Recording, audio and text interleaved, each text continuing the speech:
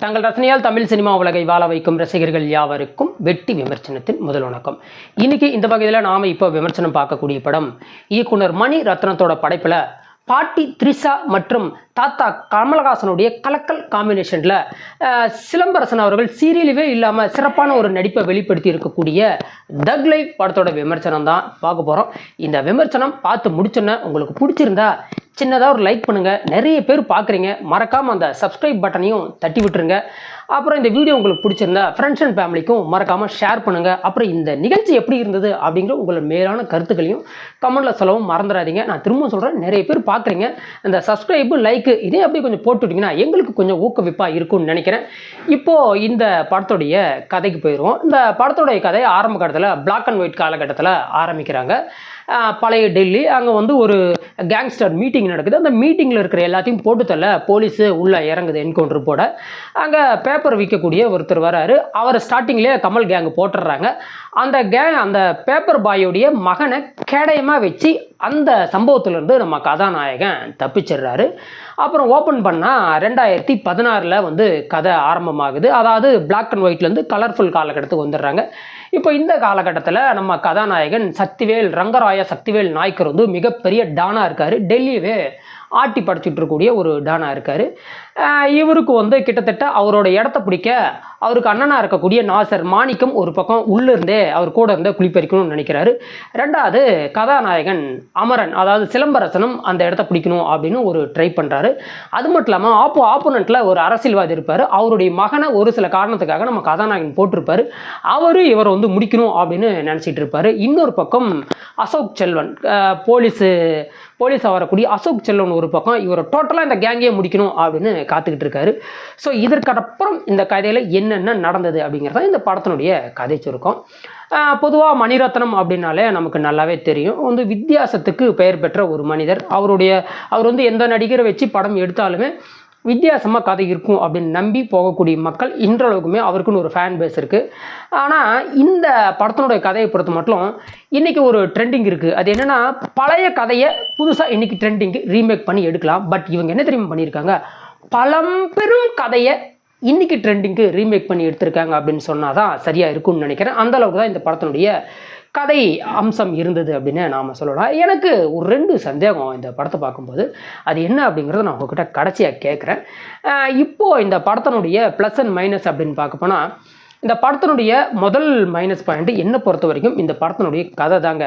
பழைய கதையெல்லாம் கிடையாது, பழம்பெரும் கதை அப்படின்னே சொல்லி ஆகணும். சரி, கதை தான் பாலா போனோம், பழைய கதை. பட் இந்த திரைக்கதை ரீதியாகவும் படத்தை ஏதாவது கொஞ்சம் நல்லபடி எடுத்துகிட்டு போயிருக்காங்கன்னு பார்த்தா, ஜஸ்ட் ஒரு 1/2 hour இந்த படத்தை நீங்கள் தாக்கு பிடிச்சி பார்த்துட்டிங்கன்னா அதுக்கப்புறம் ஸ்வீட் ஸ்லிப் அந்த சீட் செம்மையாக உங்களுக்கு தூக்கம் வருங்க. அந்த அளவுக்கு திரைக்கதை ரொம்ப வளவலா கொலன்னு வெண்ணெயில் போட்டு எடுத்த வெண்டைக்காய் மாதிரி ரொம்ப கிளேசியாக போகுது அப்படின்னு தான் நாம் சொல்லியாகணும். படத்தினுடைய அடுத்த மைனஸ் பாயிண்ட் அப்படின்னு பார்க்க போனோம்னா, பொதுவாக ஒரு படம்னா அதில் ட்விஸ்ட்டு டேர்ன்ஸு, இப்போ இந்த மாதிரி டான் கேட்டகரியில் அடுத்தது என்ன நடக்குமோ ஏது நடக்குமோன்னு எட்ஜ் ஆஃப் த சீட்டில் நம்மளை உட்கார வைக்கக்கூடிய ஒரு சில விஷயங்கள் இருந்தால் தான் அந்த படம் பார்க்குறதுக்கு நமக்கு இன்ட்ரெஸ்ட்டாக இருக்கும். பட் இந்த படத்தில் ஒவ்வொரு காட்சியுமே அடுத்தென்னன்னு நீங்கள் கணிச்சு தான் பார்க்கக்கூடிய அளவுக்கு படம் இருக்கிறதுனால பார்க்குற நமக்கு கொஞ்சம் சலுப்பு தட்டுற மாதிரி தான் பெரும்பாலான காட்சிகள் இருந்தது. ஓப்பனாக ஹானஸ்ட்டாக சொல்லணும்னா அதான் நிஜம். யார் என்ன சொன்னாலும் சரி, நம்ம சப்ஸ்கிரைபருக்கு ஹானஸ்ட்டாக சொல்லிடலாம், அதுதான் உண்மை. அடுத்ததாக இப்போது இந்த படத்தினுடைய ப்ளஸ் பாயிண்ட் அப்படின்னு பார்க்க போனால், இந்த படத்தினுடைய ஒரு முக்கியமான ப்ளஸ் பாயிண்ட் அப்படின்னு கேட்டோம்னா, படத்தில் ஒரு 4 காட்சிகள். முதல்ல ஓப்பனிங்கில் அந்த பிளாக் அண்ட் ஒயிட்டில் கமலஹாசன் அவர்களை டிஏஜிங் பண்ணியிருப்பாங்க. ரொம்ப பர்ஃபெக்டாக அமைஞ்சிருந்தது. கலரில் இருந்தால் எப்படி இருக்குமோ தெரியல, பட் பிளாக் அண்ட் ஒயிட்டில் அவர் அந்த டிஏஜிங் பண்ணும்போது வேறு லெவலில் டிஏஜிங் பண்ணியிருக்காங்க. ரொம்ப நல்லா இருந்தது. அதேமாதிரி அந்த ஓப்பனிங்கில் வரக்கூடிய அந்த கன் சீக்வன்ஸ் எல்லாம், அந்த கன் ஃபைட்ஸ் எல்லாம் சூப்பராக இருந்தது. அதெல்லாம் நம்ம சொல்லவே முடியாது, ஓரளவுக்கு பரவாயில்லையாக இருந்தது. அடுத்ததான் அந்த டெல்லி கார் சேசிங் ஃபைட் ஒன்று இருக்கும், ஷூட்டிங்களோட போகும். அந்த கார் சேஸ் ஷூட்டிங் ஃபைட்டெல்லாம் சும்மா வேறு லெவலில் சுறுசுறுப்பாக, வேறு லெவலில் கேமராவாகட்டும் எடிட்டிங் ஆகட்டும் ஒவ்வொரு சீனையும் செதுக்கி எடுத்திருந்தாங்க. அது ஓரளவுக்கு நல்லாவே இருந்தது. அடுத்ததாக பார்க்க போனோம்னா, அந்த ட்ரெயின் ஸ்டேஷனில் ஒரு ஃபைட் சீக்வன்ஸ் வரும் கமலஹாசன் அவர்களுக்கு. அந்த சீக்வன்ஸ் ஓரளவுக்கு நல்லாவே இருந்தது. அதேமாதிரி கிளைமேக்ஸில் நம்ம சிலம்பரசன் ஒரு ஃபேனரை வச்சுக்கிட்டு கையை பின்னாடி கட்டிக்கிட்டு ஒரு ஃபைட் பண்ணுவார். இந்த 4 காட்சிகள் தான் இந்த படத்தினுடைய ஹையஸ்ட் ப்ளஸ் பாயிண்ட்டு. பட் இதை நீக்கிட்டு நீங்கள் இந்த படத்தை பார்த்தீங்கன்னா இது வெறும் குப்பைங்க. அந்த அளவுக்கு தான் இந்த படம் இருந்தது அப்படின்னே சொல்லலாம். அதே மாதிரி இந்த படத்தில் வந்து அதாவது என்னென்னா கதாநாயகன் வந்து கிட்டத்தட்ட இந்த படம் ஃபஸ்ட் ஹாஃப் முடியும் போதே இந்த கதை முடியுது அப்படின்னு சொல்லலாம். ஏறத்தாழ அந்த இமயமலைக்கு போகிற இடத்துல கதாநாயகனை வந்து 4 பேர் வளைச்சி கட்டி கரெக்டாக இந்த முதுகில் சுட்டு மலையிலேருந்து கீழே தள்ளிடுவாங்க. என்னுடைய கேள்வி என்னென்னா, முதுகில் சுட வேண்டிய துப்பாக்கியை வந்து தலையில் வச்சு சுட்டுருந்தா கதையை முடிச்சிருக்குமே, எதுக்குடா இப்படி பண்ணுறீங்க அப்படிங்கிற ஒரு எண்ணமும் இந்த படத்தை பார்க்கும்போது நமக்கு தோணுச்சு. அது மட்டும் இல்லாமல் அவர் அந்த பனிமலையிலேருந்து கீழே உளுந்து எந்திரிச்சு நம்ம விவேகம் படத்தில் நம்ம அஜித் பாடுவார் இல்லையா, தலை விடுதலைன்னு, அந்த மாதிரி பாட்டு மட்டும்தான் பாடல, மற்ற எல்லா சீக்வன்ஸும் அந்த படத்தை பார்க்குறதுக்கு உண்டான சினியோரியை தான் நமக்கு தென்பட்டது. அதே மாதிரி படத்தினுடைய நடிப்பு அப்படின்னு பார்க்க போனால் சும்மா வேறு லெவல் நடிப்பு. ஒரு பக்கம் த்ரிஷா இந்திராணி கதாபாத்திரத்தில் நடிச்சிருக்காங்க. அதே மாதிரி பதி ரோஸ் அப்படிங்கிற கதாபாத்திரத்தில் ஜோஜோ ஜார்ஜ் நடிச்சிருப்பார். சும்மா வேறு லெவலில் மிரட்டி விட்டுருக்காரு. அடுத்ததாக பார்க்கணும்னா மாணிக்கம் கதாபாத்திரத்தில் வரக்கூடிய நாசர், அதே மாதிரி அமரன் கதாபாத்திரத்தில் வரக்கூடிய நம்ம சிலம்பரசன். உண்மையில சொல்ல போனால் இந்த படத்தில் எல்லாருடைய நடிப்பை விட சிலம்பரசனோட நடிப்பு சிறப்பாக இருந்தது அப்படின்னு சொல்லுவோம். ரொம்ப அமைதியாக அந்த கேரக்டருக்கு உயிர் கொடுக்குற மாதிரி பட்டாசாக நடிச்சிருக்காரு. அவருக்கு நல்லா தெரிஞ்சிருக்கும் போல இருக்குது. கதை திரைக்கதை ரெண்டுமே குப்பை, நாம் ஓரளவுக்கு நல்லா நடித்து நல்ல பேர் வாங்கிக்கலாம் அப்படின்னு மனுஷன் வந்து முடிவு பண்ணியிருப்பார் போல இருக்குது. இறங்கி செமையாக செஞ்சு விட்டார். அவரோட நடிப்பெல்லாம் நல்லா இருந்தது. அது கூட ஃபஸ்ட் ஹாஃப் வரைக்கும் ஓரளவுக்கு இருந்தது. செகண்ட் ஹாஃபுக்கு மேலே அதையும் கொஞ்சம் தூக்கி சாப்பிட்டாங்க அப்படின்னு தான் சொல்லி ஆகணும்.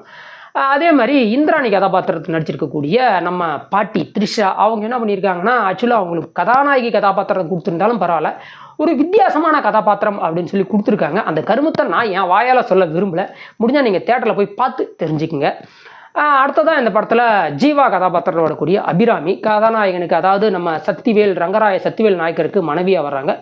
அவங்களோட கதாபாத்திரம் ஓரளவுக்கு நல்லாவே இருந்தது. அடுத்ததை பார்க்க போனால் வில்லன் கதாபாத்திரம். இதில் வந்து நானே வில்லன் நானே கதாநாயகன் அப்படிங்கிற மாதிரி சிலம்பரசன் ஒரு பக்கம், அதே மாதிரி நாசர் ஒரு பக்கம், அதே மாதிரி இந்த போலீஸ் கதாபாத்திரம் அவங்களையும் ஓரளவுக்கு வில்லனாக தான் காட்டுறாங்க. இந்த 3 வகையான வில்லன் கேரக்டர் டிசைன் பண்ணியிருக்காங்க. அதுவும் ஓரளவுக்கு நல்லா தான் இருந்தது.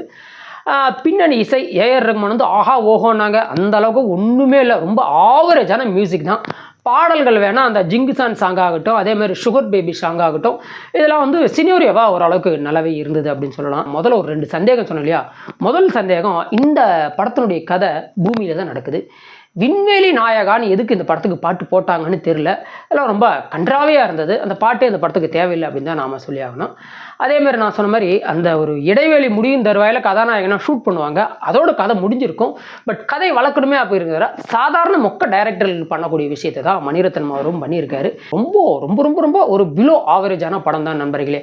ஃப்ரீயாக இருந்தால் இந்த விமர்சனத்துக்கு அப்புறம் நீங்கள் இந்த படத்தை போய் பார்த்தீங்கன்னா இந்த படம் எப்படி இருந்தது அப்படிங்கிற மேலான கருத்துக்களை கமெண்ட்டில் சொல்ல மறந்துடாதீங்க.